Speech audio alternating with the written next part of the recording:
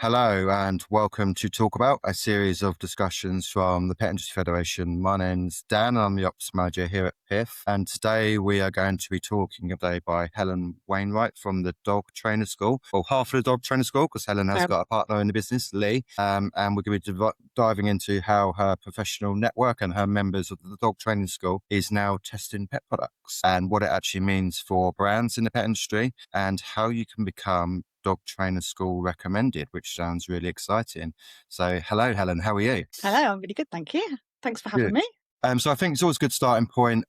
We know you, I know you as a PIF member, so maybe you can tell us a bit more about yourself, Lee, and the Dog Trainer School. Yeah, so the Dog Training School, we started almost 3 years ago. It'll be 3 years in May. Our backgrounds are, we both used to be professional dog trainers. Well, I used to be, Lee still is. So Lee still runs a local dog training business. That is where he is now. He's at a puppy one-to-one.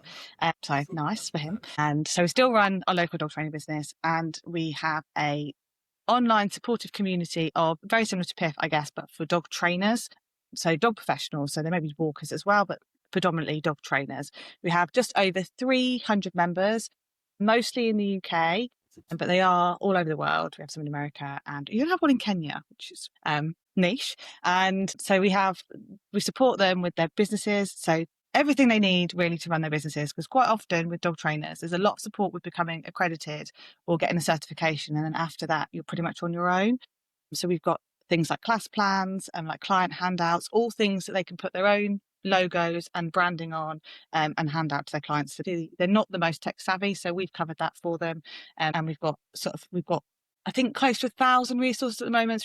We've got online courses, we've got class plans, client handouts, expert chats every month. So everything they need to feel supported with running their business. And it's really about having like a really supportive community where nobody's afraid to ask any questions and we don't gatekeep any information. So yeah, I think that's kind of what we do in a nutshell. This year we've got our year of scent. Last year we had our year of reactivity. So they're big years that we have each year where we focus on a topic. So 300 members is a good number. So how many dogs typically are all of your members seeing a month, a year? One of our members the other day, we were testing products and we asked them what their dogs were, what sizes they were, and she came back with a list of 15 dogs. I was like, that is a lot of dogs. Huskies. So they used to run our husky experience, and now they just have the huskies.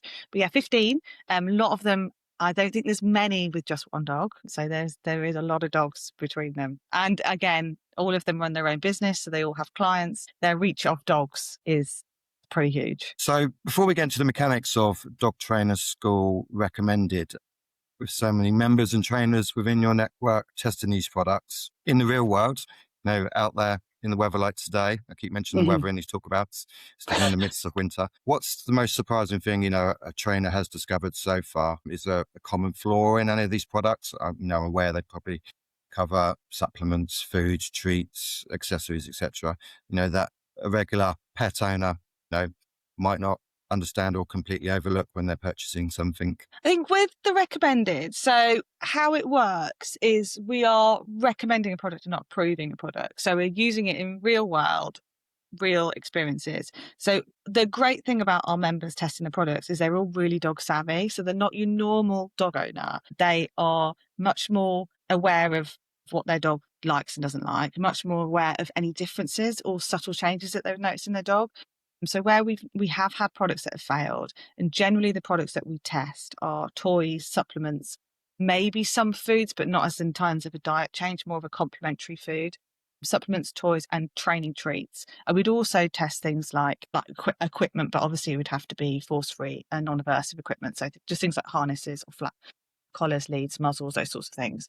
But we have had a few, I'd say they're more complementary, so more like a complementary, like a daily supplement, more like you take a daily vitamin as a human, but for a dog. And the reason that they haven't passed the required standard isn't because the product hasn't been good or they haven't liked it. It's more just they haven't noticed any differences within their dog.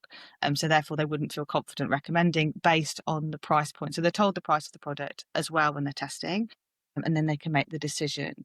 My background is I used to be a product tester for Good Housekeeping magazine. I did that for about 10 years. So I tested everything from like washing machines to food. So I ended up being head of food testing, and I used to do all the Christmas food. So I'm very experienced in writing testing surveys and filling in and completing, scoring and testing products. So we look at stuff in-house as well in a bit more detail, just to look at sort of ingredients and packaging. And then the product is sent to the testers and they are just looking at it in terms of usability.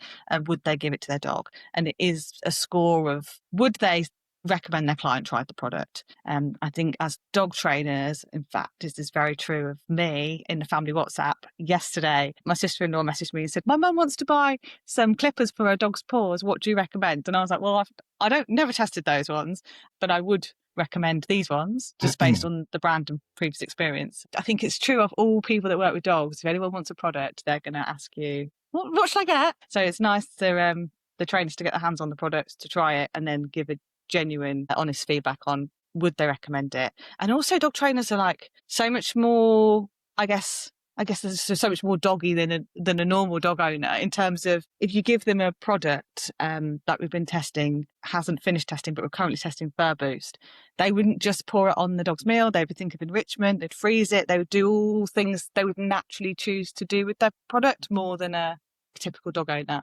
Yeah. So I saw the dog trainer school business actually bought you a new laptop. It did. How's that going through the testing? Yeah. It's not arrived yet. It's coming on Friday. I'm so excited. I'm currently on leave because mine doesn't work doing the camera anymore either. No, you're looking good anyway. So if we take this back to the start of the journey, what has brought the dog trainer school to doing product endorsements? Was there a lack of trust that you saw, or tired of hearing influencer reviews that might not be kind of real world, real life, actual reviews? What was the impetus to start? So for me, it was, so I've got this background in product testing. I've always wanted to be able to bring it to the pet world. I did do a bit of pet testing when I was at Good Housekeeping, but I've always known the importance of kind of real life recommendation. And it was kind of influencer testing, or approval or recommendation is one thing. But also for me, it was really getting to the end user, because a lot of recommendations at the moment are peer-to-peer, which is great. But for me, I really wanted to be able to, I wanted the end user, the dog owner, to really build trust in the dog trainer school members, because our members are so good. They're so qualified. They're so knowledgeable. And I really wanted the dog owner to know that. And it kind of have this kind of, I guess, this kind of organic growth in terms of dog owners would start to see the recommended logo on products and then comes to the dog training school to find dog trainers. There isn't much at the moment in terms of the dog training world that's really linking the end user, the dog owner, to dog training organisations. And that's really where I wanted to find something that would bridge the gap so that dog owners would know where to go to find a force-free positive reinforcement trainer that really wasn't that difficult for them to find them. Like, we have a member listing, you can find anybody and everybody that within our organisation is force-free. They're positive. There's different levels of experience, but there's different levels of experience everywhere. Yeah. But I really wanted to have something that the dog owner could trust, and they could see a product and go, okay, because what started it was I went to Pat's a couple of years ago, and there's it's like there's like a million products, and so many products are like identical. And I was like, I don't know why I should buy that one and not that one, other than the company telling me that a vet's endorsed this one and not that one, or them telling me it's better. But there was no independent anything to say, oh, this one has been tested, or this one has been looked at by, and we like this one over this one.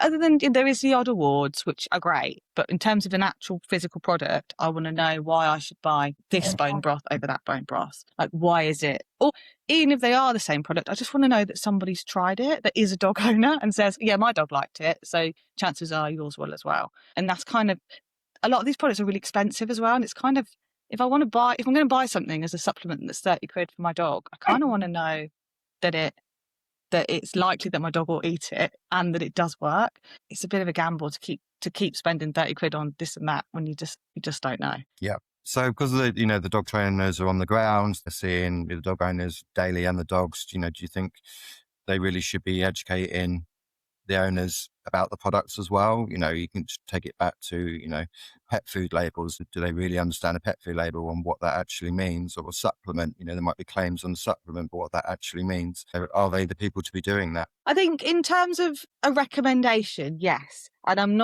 we're not claiming that we absolutely know what's on the packaging, like that they are nutritionists and that they know the difference between having different products. But the benefit of is that they're trying the product. So we've tried things like pumpkin powder, we've tried poured calming. So we've tried these products and they've tried them for 3 or 4 weeks. It's not just a one-time try it and did the dog like it? Yes, no. They've tried it, they've seen the results. I mean, the results from things like poured calming has been huge. I know they've been able to use that then to go for funding, because the results, I think, is like 87% of dog owners saw a positive response from using the product. And the same with things like the pumpkin powder.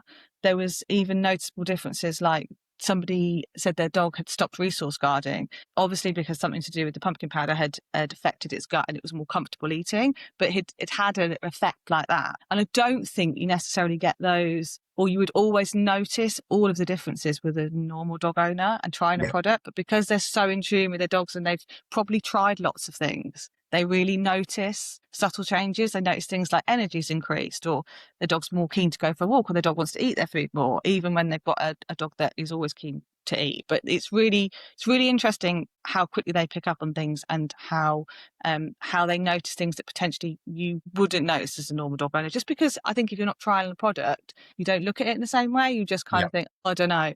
But yeah, their feedback has been really good. And they are definitely, they're trialing the product properly. They're not using it once and saying, yes, that's fine. They are trialing everything for 3 to 4 weeks, even toys. They're giving them a good trial, multiple dogs. And because we have such a breadth of testers, we've got every size dog, every shaped dog, every age of dog. And if a company wants to test with a particular age bracket or a particular sort of dog, we've got that covered. So it's really nice that we were able to be able to kind of target whatever the company wants. If it's a product for puppies, then we can try it for puppies. So when a product lands with a trainer, what does that test actually look like? And, how many of your members of the trainers are actually testing the products? And, in that test, what are they looking for? What are they checking for? Is it durability, safety, or how a dog's behavior might change when they're using it? So it's all of those things. So how it works is a company will approach me and say they want to test a product. We put, based on their criteria of initial test product. So if it's not suitable for certain allergies or certain ages, then obviously when we put out the initial survey, we'll make sure that we sort of filter the testers that way. We'll get the preliminary survey, we'll get the initial testers in. And then I write a survey based on the product, based on the testing. So we always cover things like ease of use, durability, if it's a toy, value for money, would you recommend, dog's enjoyment of the product. So there's always set criteria we'll always trial against. I will write the survey. The company that I'm testing for will have the opportunity to check the survey. They can't change any questions, but they can add. So potentially if you're looking at changing your packaging, you could ask a question there about, do you want to change the labelling, or do you want to change it? Should the packaging be changed slightly? So you can always add additional questions, which is really useful if you're a brand and you're thinking about changing something. So we add the questions. The questions go out to the surveys. Surveys go out along with the product to be tested. And then we'll trial all those things: ease of use, usability, dog's enjoyment, durability, all the questions with a minimum of 30 testers. Bearing in mind, probably 95% of testers have more than one dog. So they will trial it with multiple dogs if they're suitable. And then based on the feedback, we analyse the results, and then the brand will get a full survey, which is the verbatim feedback. They'll get a one-pager, which a couple of brands have shared on LinkedIn. People might have seen them. You get a full page of quotes, so you can use it for social media. Everyone is encouraged to create user-generated content, so you've got all of that. You also have a press release, a blog post, and we make more socials from that. But I think that's everything, but you get a lot. It's good. So how many kind of products have been endorsed so far? I'm pretty sure not all of them are passing. No, not all of them are passing. So I think we've failed, I want to say 2 products at the moment. I think we have tested 15. We've got 2 in trial at the moment, and we have another 4 or 5 booked in for future trials. As we try and test 2 a month, It did go a bit mad at the beginning because I just wanted to keep the ball rolling while it was going. But yeah, not everything tests. We obviously don't test loads either. And we have to be careful about what we're testing in terms of if it's supplement or if it's a product with a claim. We just need to be careful that we're not crossing testers. So there's a gap between if they tried the product or not and if they're testing something similar. So we have enough members that we can spread it out, but we just need to be careful about what we're testing. But yeah, not everything passes, but the ones that, and if they don't pass, they still get the feedback report. So both of the brands that I've spoken to that didn't pass, they have products that did pass and products that failed. They are both working on the feedback and they've said it's really useful. Because That's positive. Because obviously, yeah, and the products people, were liked. It was just there was tweaks that could be made for it to. And in one of them, the feedback was just inconclusive because it claimed to do something, and not everybody saw that claim. So it's just they've now taken that product back and they are changing that product. One particular one is being completely redone based on our feedback. And is that part of the application process? That people are receptive to the feedback and open to maybe then going to make some changes to the products after? Yeah, or, I think so. There could be a cost implication for the brands to do that. Are they willing to go away, listen to the feedback and the changes, then come back and maybe try again? Absolutely, because the brands that have, one of the brands who had one product failed, they're putting this year, they're going to put every single product in their range through the recommended because feedback's so important and they found it so valuable that they now want to put every product through and then benchmark their products based on the feedback. That's good. So from kind of, we're in the pet industry, we're in the trade, from, professional endorsement, how does that dog trainer school recommended maybe help them get into a new independent retailer or a chain or a wholesaler? Do you feel that it has weight and value? I'm hoping so. Obviously, it's very early days. We only started in September, but the more work and the more we can do to promote it and its value. I mean, our members already see the value, so they'd be telling clients to use the product. Between our membership within social media, they have a reach of over 100,000. So there's a really good reach within just our members on their own to say we really like this product and we really value it. The more that we can promote what we're doing and encourage brands to use the logo, the more hopefully other retailers will see the value of it. Personally, I think it's really valuable. We've also put together with Kate, who was on from Fimbo Studios, she put together a little branding pack for us. So now we've got things like shelf edge stickers and all those things that brands can use to help endorse their product. So is there any products, going into the summer that you're looking to test or you'd like to test, or that there's a gap that the trainers haven't tested anything yet? You know what I would love to test? I would love to try an enrichment toy, like an enrichment product, because enrichment is huge, and especially we've had our year of reactivity last year and we've got a year of scent this year. Enrichment is really big for both of those things. And it's really good for happy dogs anyway. And I think there's so many enrichment products and so many of them aren't worth the money. And they'd be really nice to show. And a lot of them are so expensive. They'd be really nice to show dog owners the ones that are worth the money. Because they're not cheap, but they do tend to last a really long time. So they are worth the investment. But I think that'd be really nice to show dog owners. If I was a dog owner, that's what I would value it on. Because I would want to know what my dog isn't just going to destroy in 5 minutes and what is going to last. So the dog trainer school does a lot on social media. It does do a lot. I think it was today that I saw a post, it might have been for myself, about competition. Do you feel like being dog trainer school recommended will help them stand out from the competition, given that point of differentiation? And also, would you test competing brands in the same space? We already are testing competing brands in the same space. I don't think there's any reason not to. I mean, there's so many brands that exist, and I don't think if there's two products that are similar in amongst 1,000 of them that it hurts to have them both endorsed. I do think it helps brands stand out. It would help me. Like I said, I went to Pat's and I saw all of those products, and a lot of them, apart from the branding, look identical. And I don't know why am I buying that one and not that one? Apart from the cost, that one's twice. It might be twice the price because it's better, but I don't know that. I want someone to tell me that isn't from that brand why it's better. And I think independent endorsement, I think it's really missing from the pet industry. And I know it's really big elsewhere. And I know things like, I'm speaking to some of the brands actually about things like Amazon reviews. And they were saying how they liked the idea of Amazon reviews, but within the pet industry, it's not necessarily that they haven't found it that valuable because the pet owner isn't trying it in the same way as they would want them to. because they've just done it to get the free product. Whereas our members really care about what they're trialing. They're trying it on their own dogs. These are really dog savvy members. They're not just Yeah. a dog owner. Their dogs are their lives. So they really care about what they test, and they really care about what they put their name on. And all the products we've tried so far, the feedback has been, it hasn't just been a yes, no, tick a box. They've all given so much more feedback than they needed to, because if they really like a product, they really want the brand to know. And also they'll completely continue to buy it. And most of the brands, I think majority of our testers are now stocking them within their like online stores, or they're selling them to their clients like through affiliate links. And it really helps them. And they know if they like it, they're happy to recommend it. And it's really nice as somebody that as a dog trainer, that at least you can say, oh, I've tried it and I like it. Or I've heard this is good, but yeah, I've tried it, I like it. My dog liked it. It's worth a go. And is the scheme open to brands of all sizes? It could be a startup or it could be a legacy brand.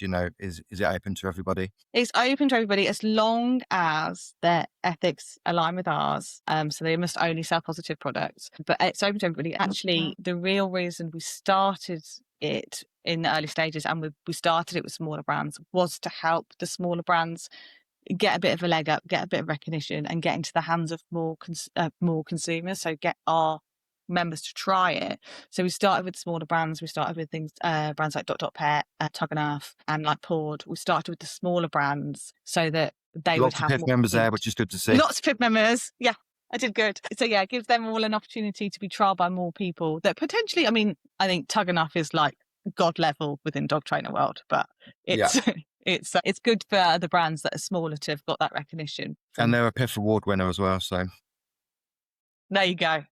There we go.